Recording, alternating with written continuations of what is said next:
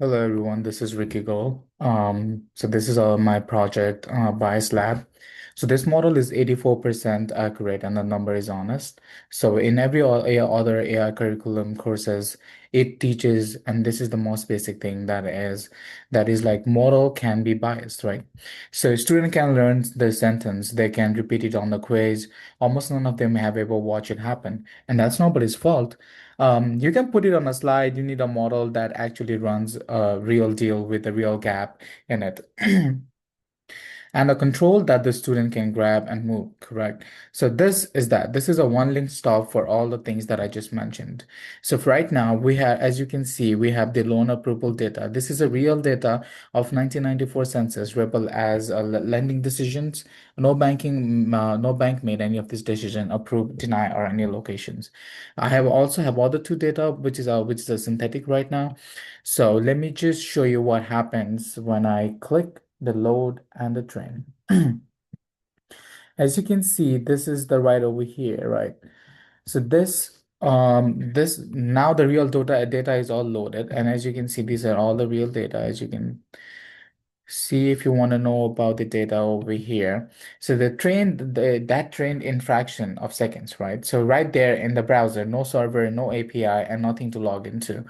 So as you can see, this is a score distribution right here, 3 to 1, 3 to 1 men to women. And I get through marital status and occupation and delete the sensitive column, and bikes walks in through the side door. So one control in this line is the right to everyone to right gets approved and everyone if the left gets denied. And let me just show you what happens if and right now it is at 85, it is at 83.5. Now if I just move it then to 60 or so, let's put it up 60, then it says the accuracy of the model and accuracy is 83.4. So 2/10 of a point, and that's the whole change, right? Now look over here. They share the woman who had okay, and this is a different fairness definitions of what we have over here. Let me do this. And what this cost people, and there is a men and woman. The share of women who had to pay the loan back got turned down away anyway and went from the half to the 7 and 10 when when we increased the threshold from 0.40 to the 60. Right. So it got worse for men too, and it got worse for women faster. As you can see, the 30% earlier now is now 18%, and women is now on 4%. That's the whole problem. Accuracy is one thing. We teach beginners to check, and it's exactly what the number that holds perfectly still while this happens.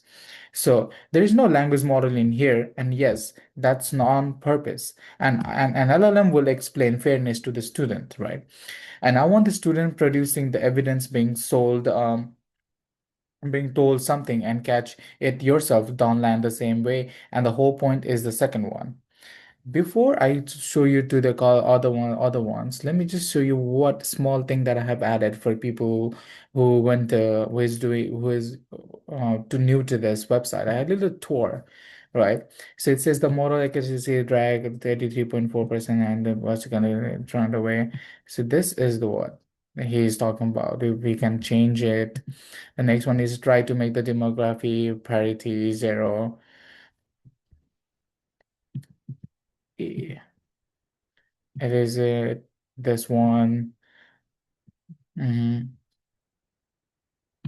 And there's multiple things that you can do right over here, and you can, if you are using it for the first time, and it will be easier for you.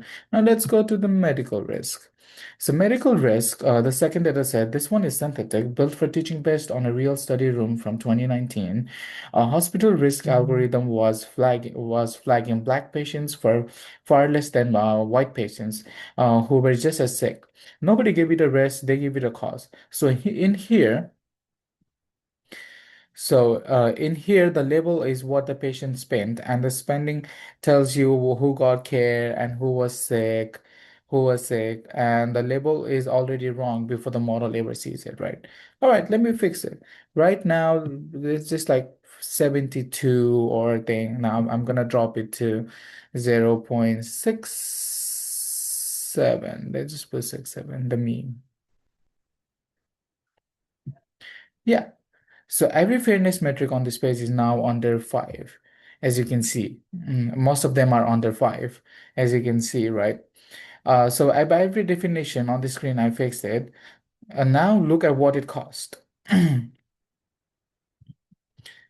As you can see, what it cost the people, and right over here.